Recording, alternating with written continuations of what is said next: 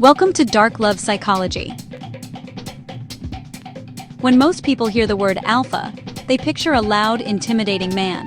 Someone who commands attention by force, demands respect with aggression, and dominates every room he enters.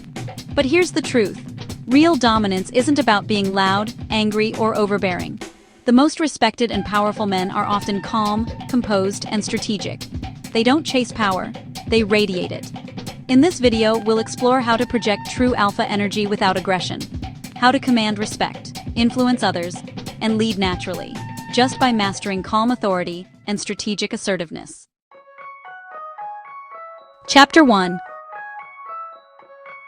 The Myth of the Alpha Male. For decades, media and pop culture have sold us a compelling yet deeply flawed image of what it means to be alpha.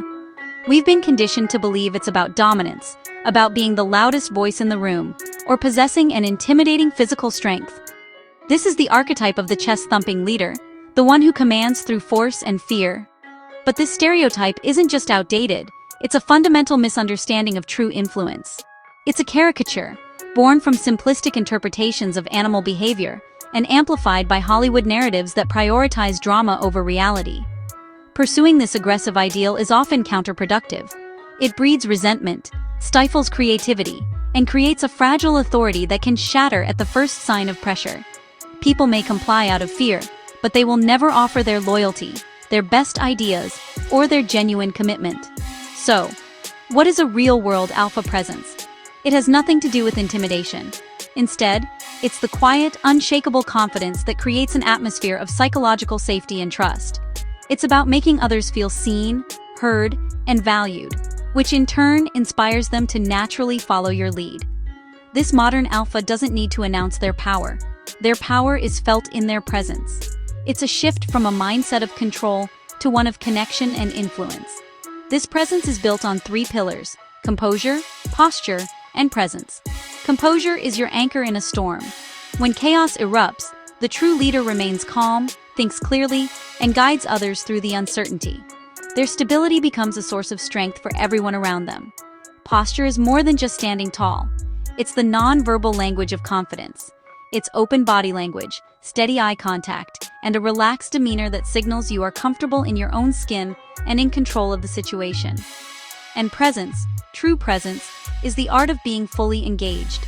It's putting your phone away, listening not just to respond, but to understand, and giving people your undivided attention. This simple act makes people feel respected and important. Consider leaders who embody this. Think of Keanu Reeves, known for his humility and quiet intensity, or Barack Obama, who rarely raised his voice, commanding attention through his deliberate speech and calm authority. In the corporate world, look at Satya Nadella, who transformed Microsoft's culture from one of internal competition to one of empathy and collaboration. These figures don't need to be aggressive. Their composure and genuine connection speak far louder than any shouted command. Ultimately, the old myth of the alpha is about asserting control over others. The new paradigm is about demonstrating control over yourself. When you master your own emotions, your own reactions, and your own presence, you gain something far more powerful than control. You earn genuine, lasting influence. Chapter 2. Calm confidence, the foundation of authority. Dominance without aggression starts with calm confidence. This means you don't react emotionally. You don't rush to prove yourself. Instead, you let your actions and silence speak for you. Calm confidence is magnetic because it signals self-assurance. People instinctively trust and follow those who are unshaken. Example: imagine two managers during a crisis. One panics, raises his voice, and blames others. The other stays composed, speaks clearly, and leads with calm instructions. Who do you trust more? Who seems more powerful? Exactly, the calm one. The lesson: emotions under control. Respect under your command. Chapter 3. The power of presence. True dominance isn't about how much space you take up. It's about how much space you command. It's an aura you project that makes others take notice, listen more closely, and grant you respect, often unconsciously. This power doesn't come from aggression or loudness. It stems from a deep, internal sense of calm and self-possession. Your posture, your eye contact, your tone of voice, and even the rhythm of your breathing all combine to communicate this authority before you even utter a single word. Here's how to build this powerful presence, piece by piece. First, posture. Stand tall, shoulders back, with deliberate movements. This is more than just physical advice. Good posture is a direct line to your brain. Standing tall doesn't just look confident, it triggers a biofeedback loop that makes you feel more powerful. Imagine a string gently pulling you upward from the crown of your head, elongating your spine. Let your shoulders relax down and back. This isn't stiffness, it's relaxed alertness. Equally important are your movements. Eliminate fidgeting and nervous gestures. Every movement should be intentional. Next, eye contact. Hold it calmly, never aggressively. Calm, steady eye contact builds trust and shows you are engaged. It's a tool for connection, not intimidation. Aggressive staring creates resistance.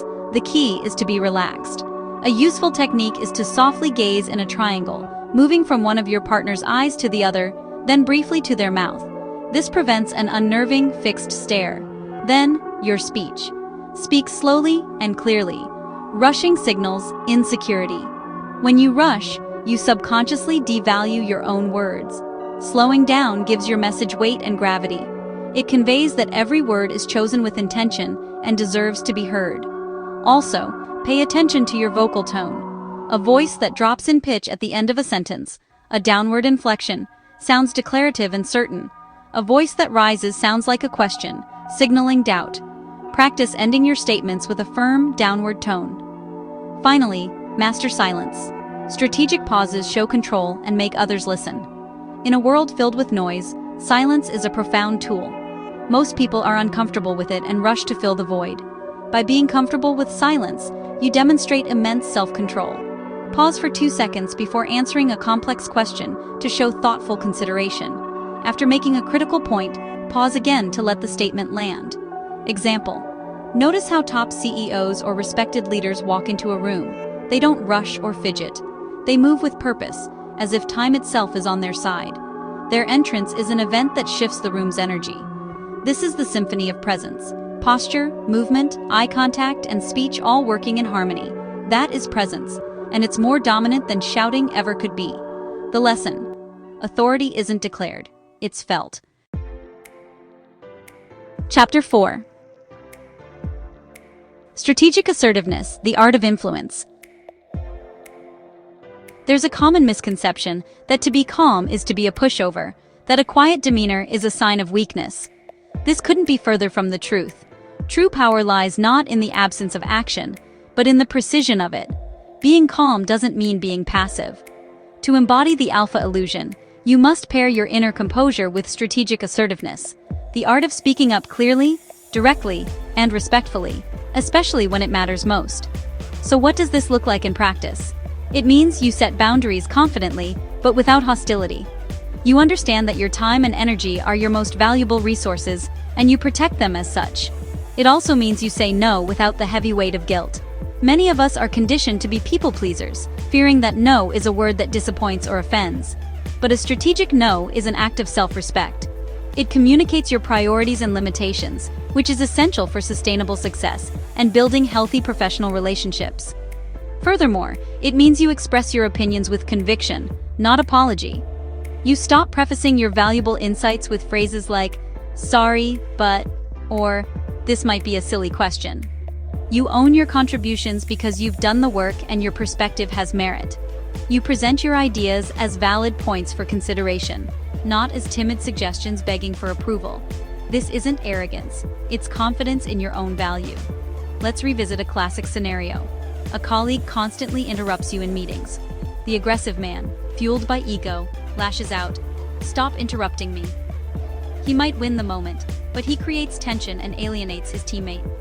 The passive man stays silent, swallowing his frustration. He leaves the meeting feeling resentful and invisible. But the strategic alpha calmly holds up a hand, makes eye contact, and says, "I'll finish my point first, then I'd love to hear your thoughts."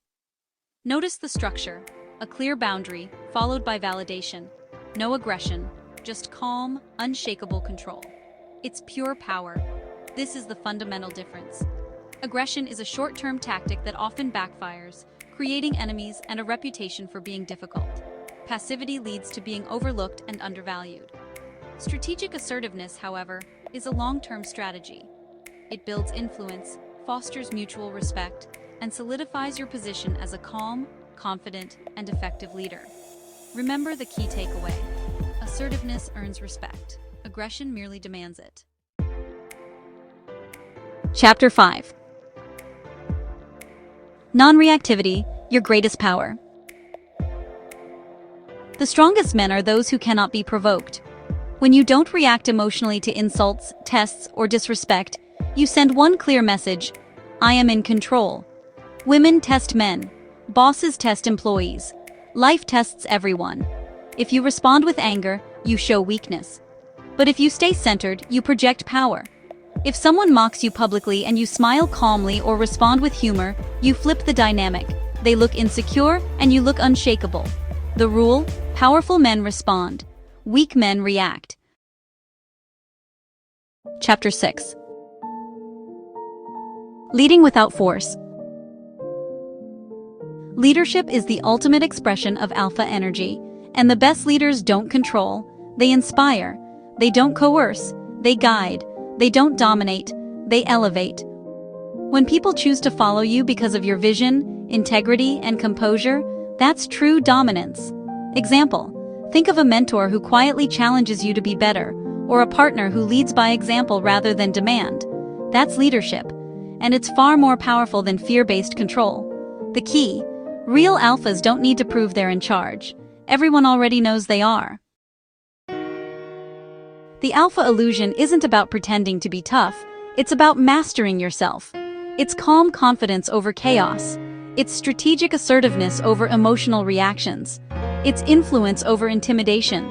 Remember, dominance without aggression isn't weakness, it's the highest form of strength, because the man who controls himself controls everything around him.